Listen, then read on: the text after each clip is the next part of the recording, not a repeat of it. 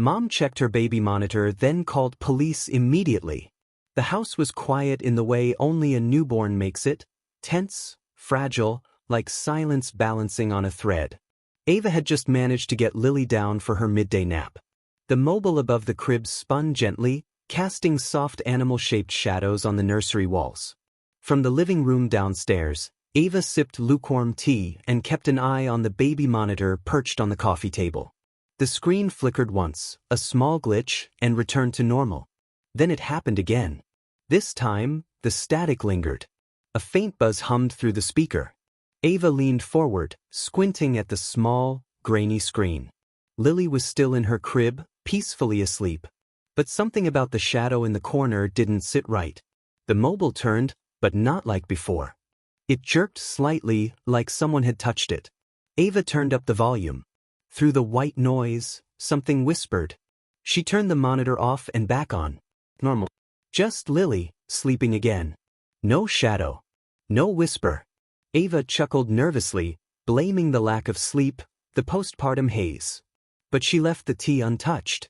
That night, Ava awoke to a soft clicking sound. Her husband, Darren, was still snoring beside her. She blinked at the red glow of the baby monitor on her nightstand. The screen turned from black to static, then showed Lily, sitting upright in her crib. Ava's stomach flipped. Lily had never sat up on her own before. "Darren," she whispered, shaking his shoulder. "Something's wrong." "What?" he groaned, still half asleep. "Look." He sat up, rubbing his eyes. The monitor flickered again, and this time, they both saw it. A dark shape moved past the crib. It wasn't clearly a person, more like a ripple in the air, like something almost real. And then the sound returned. This time, the whisper was clear. "She remembers." Ava didn't think. She bolted from bed, ran down the hallway barefoot, and flung open the nursery door. Lily was asleep. The mobile wasn't moving. Nothing was out of place. Except, the window was cracked open. They had never opened it. The next morning, Ava sat in the nursery after Darren left for work. The monitor was unplugged, but she couldn't stop thinking about what she'd seen. Or thought she saw. She noticed something she hadn't before, a small hatch in the closet floor. A storage compartment maybe, one they'd overlooked when they moved in. She opened it. Inside was a dusty wooden box. It smelled like old paper and metal, like something that hadn't seen daylight in years. Inside were old photos, a tiny silver bracelet, and a folded piece of paper. The photos were of another baby girl, smiling in the same crib Lily now slept in. But something was wrong. In every photo, behind the girl, there was a blur. A figure. In one image, it looked like someone kneeling beside the crib, head tilted, watching. Ava turned over the bracelet. A name was engraved on the inside. Emily, 2003. She froze. Their house was built in 2001. The real estate agent had said the previous owners moved after a family loss. Ava had never asked more. Ava went to the local library that afternoon. While Lily napped in the stroller, she found archived newspaper records. It took hours. But eventually she found it. Tragedy in Old Pine Grove. Infant Emily Walters discovered unresponsive in her crib. The article was short, sparse on details. No signs of trauma. No foul play suspected. The family moved shortly after. But what chilled Ava was the photo that accompanied it. A blurry black and white of the nursery. The same crib. Same wallpaper. Same mobile. Ava's phone buzzed.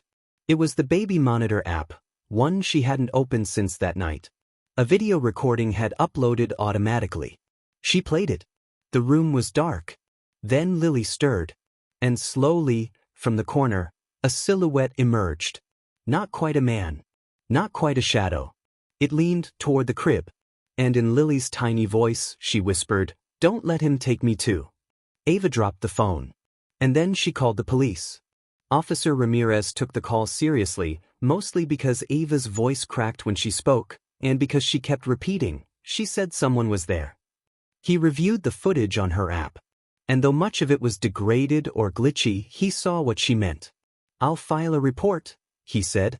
"But there's no sign of forced entry. Maybe install security cameras."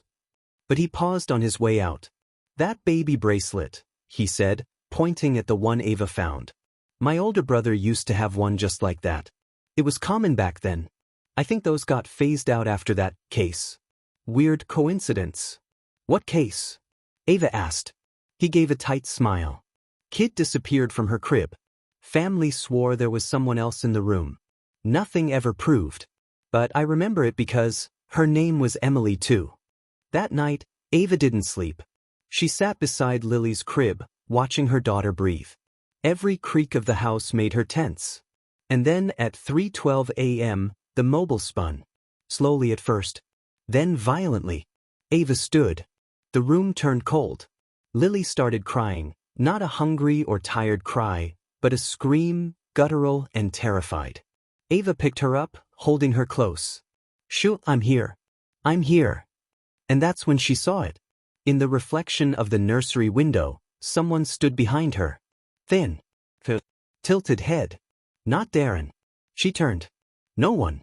But the closet hatch was open again. Inside was the memory box. On top, a new photo. Ava. Holding Lily. Taken just seconds ago. The next morning, Ava told Darren everything. He didn't question it anymore. They tore the nursery apart.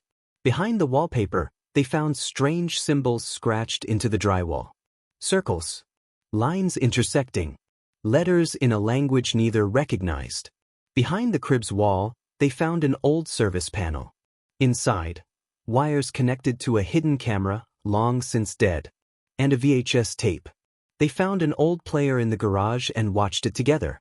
The video was rough, degraded. A woman sat in the nursery, years ago, holding a baby girl. "I see him in the corners," she whispered. "He's not done with us. He keeps watching. Even when the baby monitor is off. He comes for the ones who remember." The woman began to cry. "I shouldn't." Ava contacted Emily's family. After much pleading, she got Emily's mother on the phone. "We tried to forget," the woman said.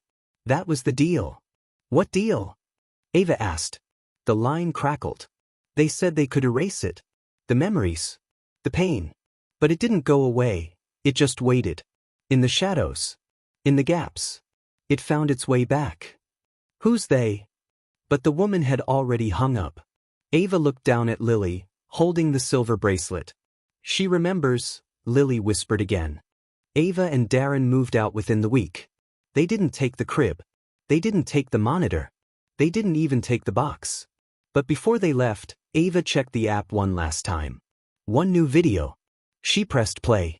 The screen showed the empty nursery. The crib. The shadows stretching across the floor.